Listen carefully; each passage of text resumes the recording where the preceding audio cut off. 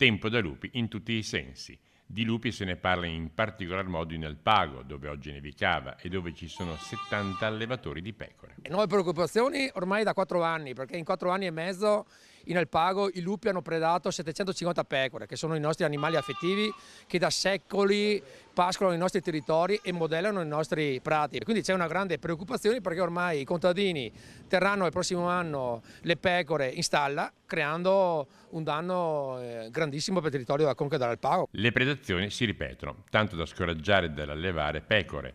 Vedi il caso del Dolada che dopo aver perso i suoi agnelli di razza Alpago ha deciso di smetterne la produzione, cancellandone la carne dai propri menù.